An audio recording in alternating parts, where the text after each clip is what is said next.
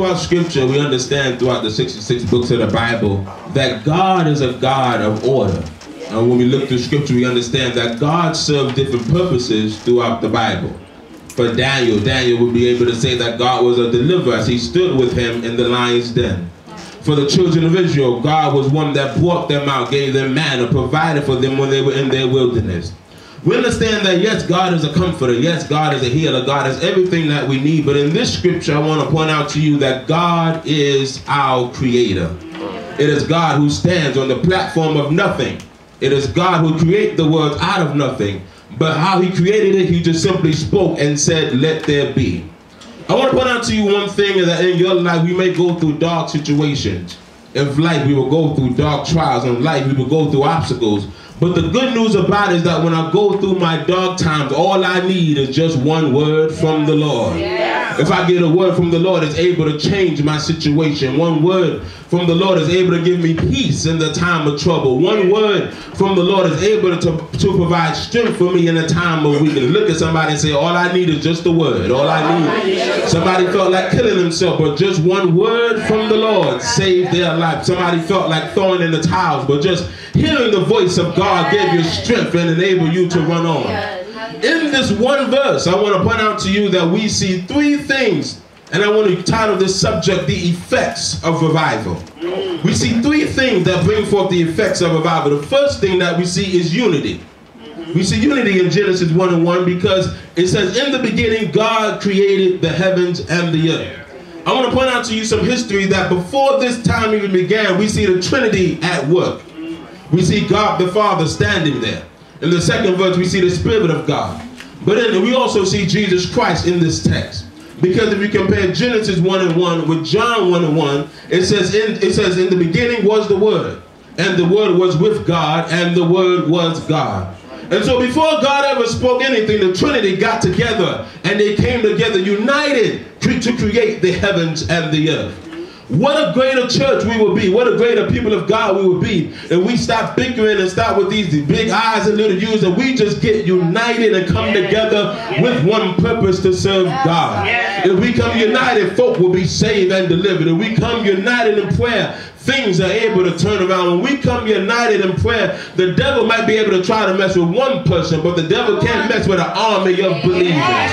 When we come together, things are able to turn around. Our lives will be changed forever. Look at somebody and say, it's time to come together. It's time to come together. In the book of Acts, the 2nd chapter, we see that when they was all on one accord in one place, the Spirit of God fell on them, and over 3,000 souls was brought into the kingdom. Stuff can happen. We can move forward. We can progress if we work together in unity. And so we see one effect of revival is unity.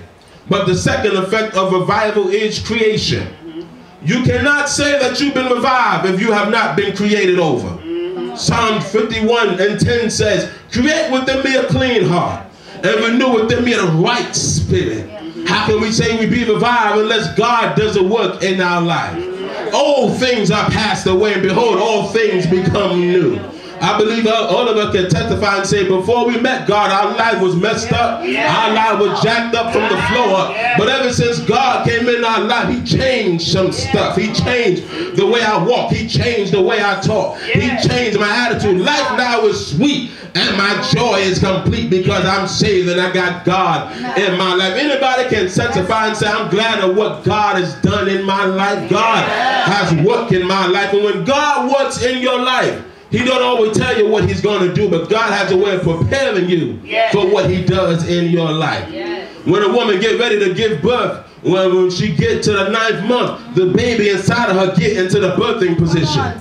And when the baby gets in the birthing position and she go back to the doctor, she don't really know when the baby's going to come, but the doctor says it's due any minute yet. But when God creates a new spirit inside of you, I declare in this season that God is going to birth you like he never did before. He's going to birth you with the spirit of joy like you never had. He's going to create within you a spirit of peace that you never had before.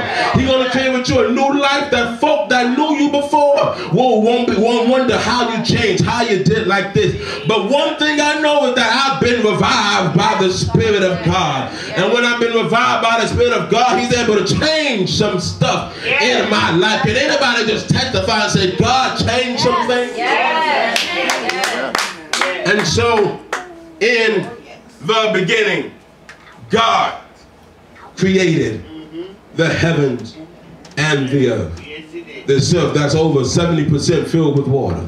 This earth that carries over 7 billion people. God stood on the platform of nothing, because God understands that even in your life, when people think there is nothing, God is able to turn your dark situations and bring life.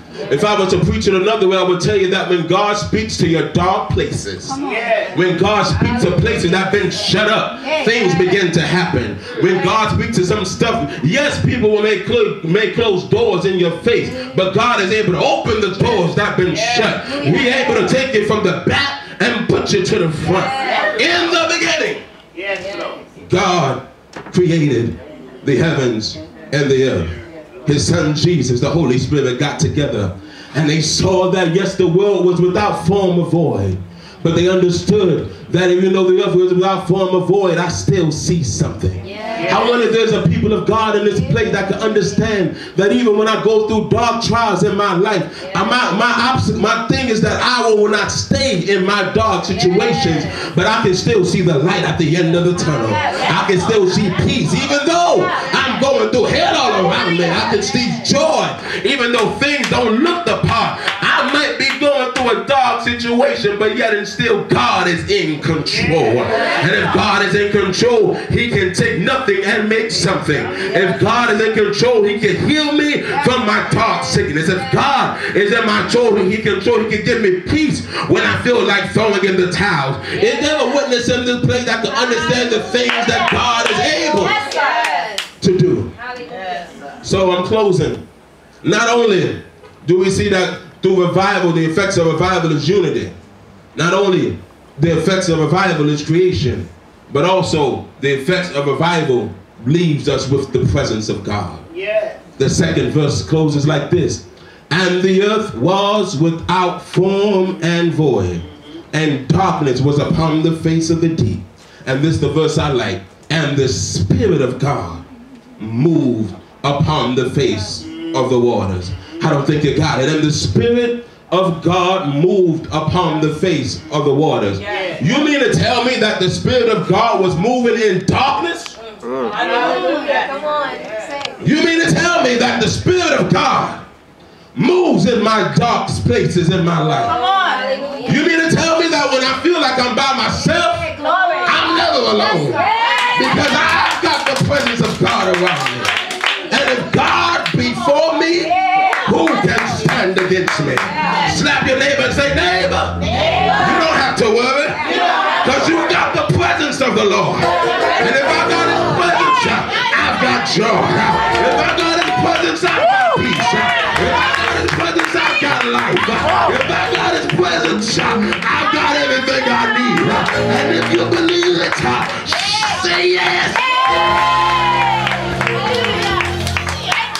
And so, the effects of revival. Come on. I see that all these things are working together. But lastly, the Spirit of God coming over the face of the deep.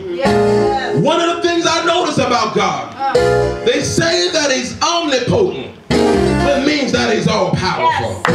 He's omniscient. It means that he's all knowing. But the part I liked is that he's omnipresent. It means that he's everywhere at the same time. Which means that even if I'm in Brooklyn and I got somebody in Africa I need to pray for, he's the same God that can be in Brooklyn, do a miracle in Africa, do a healing in India, because he's everywhere at the same time.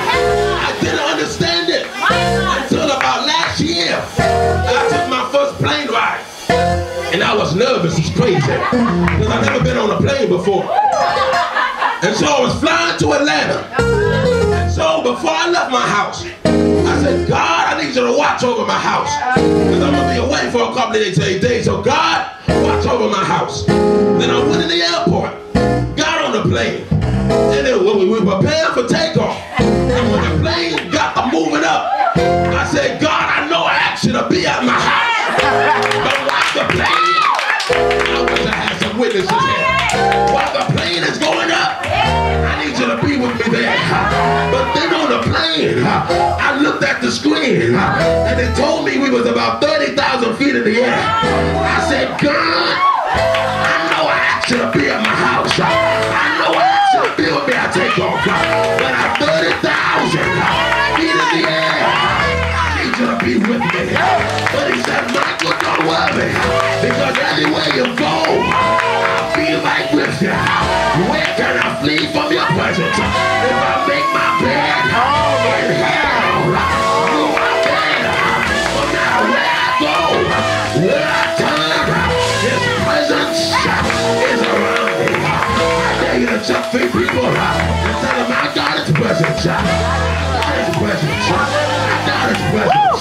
That's why I'm able to go through the fire. I see 3 men, but there's one that looks like the form of God. And he's gone before me. Oh, stand against me. I got to quit. But since somebody said, well, revival, it's your house. You got his presence. When revival, it's your house. You got creation. I declare God is about to build something new out of your spirit. You got a new way of walking, new way of talking. But not only that, we're coming together. When we come together, we tear down the enemy.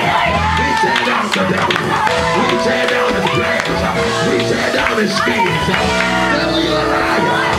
Because when the church, let go of the fire, comes together, the devil gets nervous. But revival is here right now. If you believe it, say yes. Say yes. Say yes. Say yes.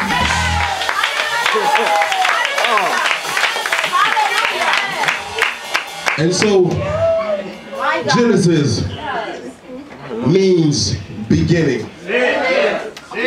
I declare in this house this morning, God is doing a new thing, a new beginning. Somebody gonna get a job that you ain't never had before. Doors are gonna be open that you ain't never think in your mind, because God is getting ready to birth something new in your life. And the devil is eavesdropping on our conversation this morning, because he don't believe you've been through too much. But my worship is for real. I've been through the fire, and I've been through the storm. But if it had not been for God on my side, some of us should have been dead. Some of us should have been gone. Some of us should have been locked up in a G building. Some of us should have been behind bars. But when I think of the goodness of Jesus and all that he's done, I can't help but praise him. I'm going to my seat, but I need somebody to help me make the devil mad this morning. Oh, I feel his presence here today. I need somebody to help me make the devil mad this morning. Somebody shout, I've been revived! I've been revived! I've been revived! I've been revived! I've been through the fire, but I've been revived! I've been through the storm, but I got new life! I'm still alive! I'm still alive! Somebody tell them I'm still!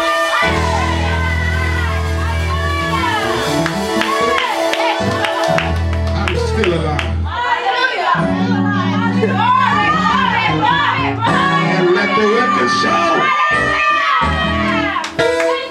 like the Hebrew boy said, Hallelujah, Father. we know he's able, Hallelujah. but if not, he's still able.